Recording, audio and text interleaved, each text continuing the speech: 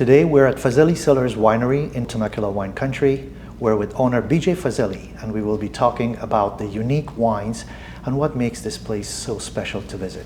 Hi BJ, thank you very much for taking the time. Yes. Tell us about your journey. How did it all start?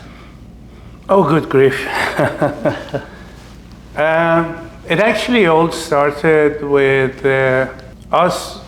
At the time we were living in Irvine, California. And one day I was sitting and watching TV in the den, and my wife was in the kitchen going through a magazine called The Coast magazine. Okay. And there was an ad for a 10-acre vineyard for sale. My wife said, "You always wanted to have a house on a vineyard. There is a 10-acre vineyard in this place called Temecula. We didn't even know how to pronounce the name of the place. And I said, "Where is it?" And she goes, "It's actually in Southern California." So we decided a couple of weeks later to jump in the car, put the kids in, and come here for a day trip to see what's going on. And that was back in, I think 2001, or yes, 2001 it was. So we came and we looked at that 10-acre. It looks beautiful and it was fantastic. But we fell in love with what is Temecula. It's really like, although you are only about an hour and a half from Orange County or Los Angeles, or 90 minutes from San Diego, it feels like you're in Middle America. Yes. And you're part of the Tuscany. Yes. It's a combination of the world in here. It is and beautiful. So we just fell in love with it. And from that time, we never bought that piece of land, but I kept jumping on my motorcycle or in the car and coming over and looking at different pieces of land and so on and so forth, until actually we bought our first piece of land in 2003 in Glen Oaks, not far from here, with a view to just plant a few vines and build a house and just have a weekend retreat. And the whole thing started from that. Wow. But then as I kept traveling, coming here and going back, I realized what a beautiful place it was. And we had this idea of maybe making some little wine for our consumption or for the friends and family. And one thing led to another, that I came across this piece of land some years later, and we purchased this, and the idea was to build a small tasting room. As my wife always says, I don't know how to do anything small. One thing led to another, and we ended up with this. Wow, what a great story. Your logo says our roots run deep. Correct. What inspired you to bring that Persian influence into the winery? Well, the history of wine and ancient Persia goes back to at least 7,400 years. And that's what we know. And that's due to the fact that in 1968, a group of American, French, and Iranian archaeologists were excavating a ruin that was in the mountains of Zagros on the western side of Iran, very close to the cradle of civilization. And as they were excavating, this place looked like an old kitchen. Wow. Like it had shelves and so on, but all made out of clay. They came to discover 6 vases there. 2 of the vases came to United States, 2 went to France, and two stayed in Iran, I believe. And the two that came over here, they went to the Museum of Penn University. Okay. Some years back, Penn University had one of the vases carbon dated.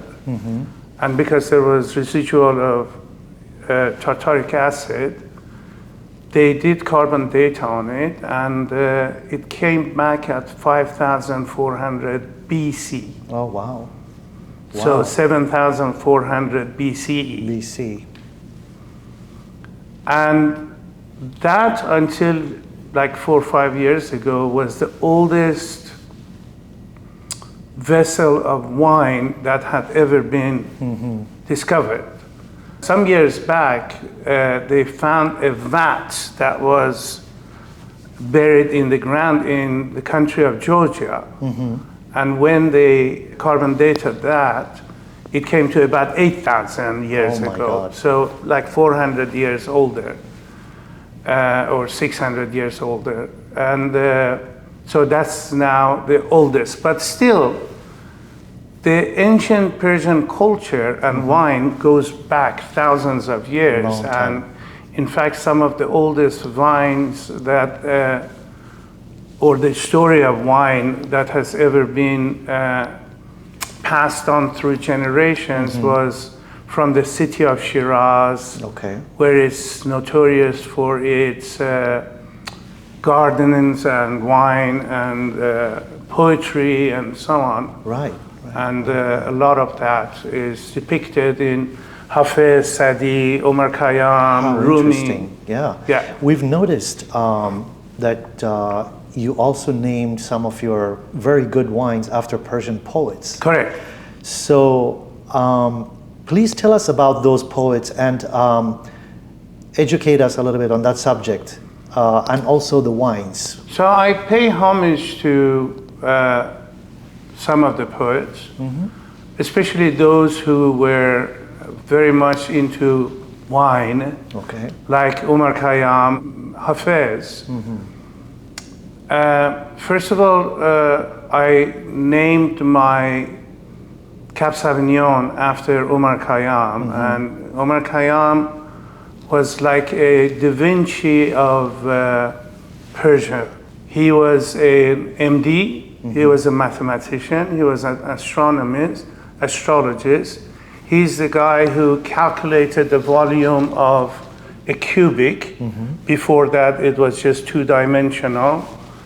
He set the Persian calendar based on a full cycle of Earth, which is 365 days, 5 hours, 14 minutes, and a second. So it doesn't just start or finish the year in February, for example, like Georgian calendar or Gregorian calendar, which we are using currently. So it starts with vernal equinox, and it ends a second or just at the time that the next vernal equinox starts. That's the beginning of the new year, and that's the beginning of spring. Yes. And that makes sense Nowruz. to start with spring and end with winter. Exactly. So that's Nowruz, the Means new day. new day. That's very inspiring. So we celebrate Nowruz, Bolandruz, Merigan, and Yalda. 2 of them are the equinoxes, and 2 of them are the solstices. That's very inspiring. So what do you want people to feel the moment they walk in here? Comfort, beauty, scenery, ambiance, friendship. And it's all about hospitality, and everybody has got some Persian friends. Yes, true. Very They true. all know Very Persians are very hospitable, and the 2 staircases that I've put up front, they should resemble my arms, inviting everybody to our home. Wow. And that was the philosophy behind it, and that's how we built it. How we built this facility what I call is modern Moorish, which has got a lot of Persian influence with the arches.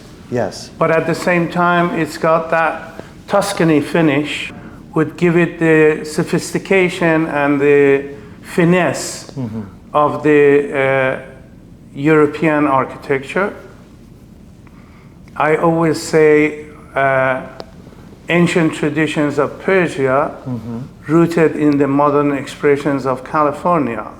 Wow. So by opening this place, we didn't just open another winery, we brought all that heritage that mingles with the sophistication of the winemaking of California and put it together. And we, in fact, enter a lot of competitions. We do a lot of European competitions. I love to go against the old world. Yes. And fortunately, or touch wood, we always come back with some good results. Please tell us how important is food to the experience here, and what is the story behind Baba Jones' kitchen? Well, Baba is Pop's father, grandfather, and June is a term of endearment.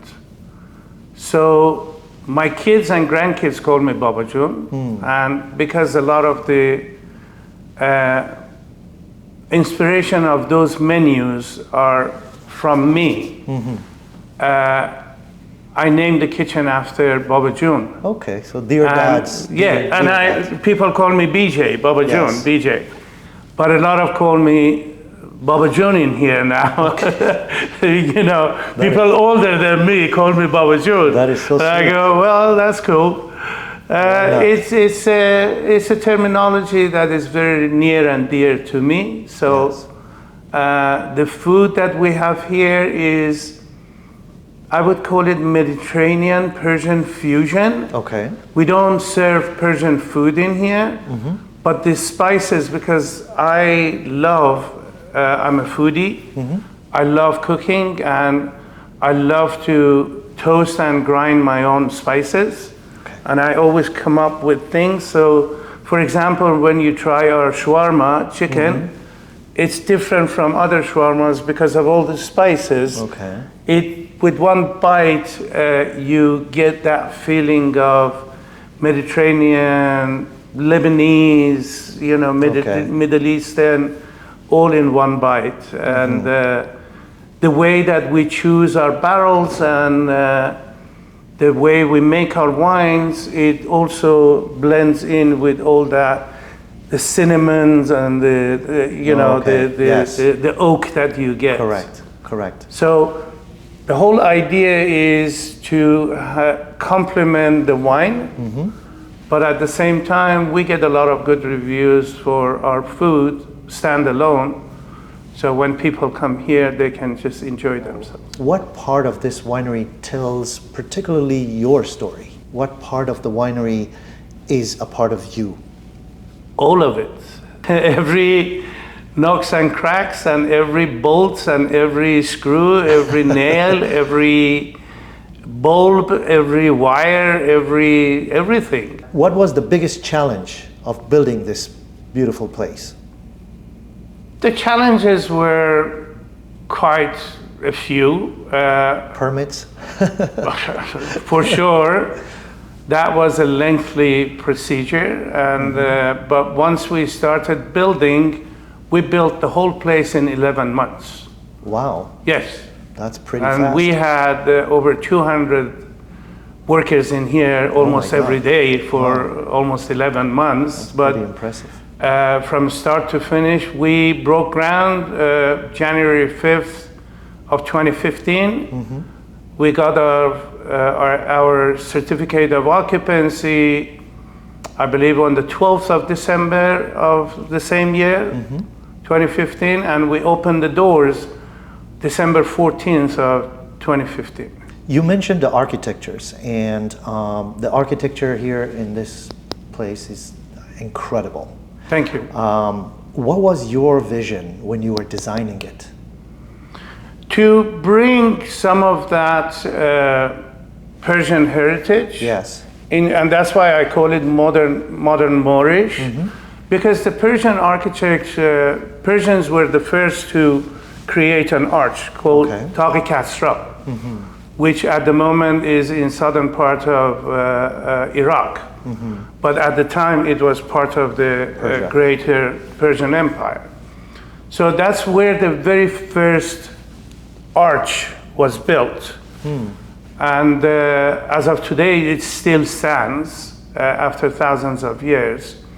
And I wanted to bring a lot of that architecture into this. And then if you go to Cordoba, for example, in southern Spain, you see a lot of arches and you see a lot of this kind of architecture, where over there the arches were there, but then they finished it with that plaster, Venetian plaster they called it, which was more of a European texture and technique. And I wanted to create all that. Like the Gaudi designs in Spain. Yes, yes. But also I wanted to bring A-frame, hexagon, and pueblo, which is a square, together. So when you grab your glass of wine and you walk around, you feel like you're not confined to one space. You've got room to move around, and we have a lot of spots in here that we call it photo moment. Yes. So you can stop with your glass of wine and take a picture. And we, in fact, have got over 5,000 roses in here and over 1,100 bougainvillea. Oh my God, that's incredible. So it's like a garden from Shiraz, but it's in the heart of California. So it's also beautiful, but what keeps you passionate about this every day? When you see people enjoying that glass of wine or that bite of food, that would give me the deepest satisfaction. When people come here and strangers become friends, that gives me the deepest satisfaction. So as I said, it's not just about wine drinking. I always say you don't drink wine, you experience wine. You have to be with the right companion, with the right food, with the right music or sound, with the right vision, what you're looking at, views, and the mindset. And then that makes the whole experience. So we are basically trying to create that. What is your most favorite moment that you have experienced here at the winery? But there is not one. You see, it's like if I ask you which one of your kids you like the most. So for me, the most common question for me is from people asking me which one is my favorite wine. And my answer is always the same. If it wasn't good enough, I wouldn't put it in that bottle because the bottle says Fazeli, and that's my name. So it's got to be worthy of my name to put it in that bottle. And if you are happy with it, then that's pat on my shoulder. And if you are not, then I'm sorry. But I hope you come here and you experience that true experience of wine, enjoyment of wine in here.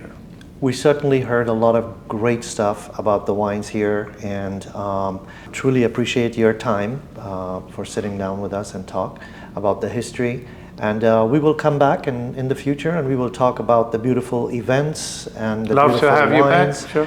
We would like to talk about your winemaking process in the future, and we truly appreciate your time for today. Of course, absolutely. Thank you so much.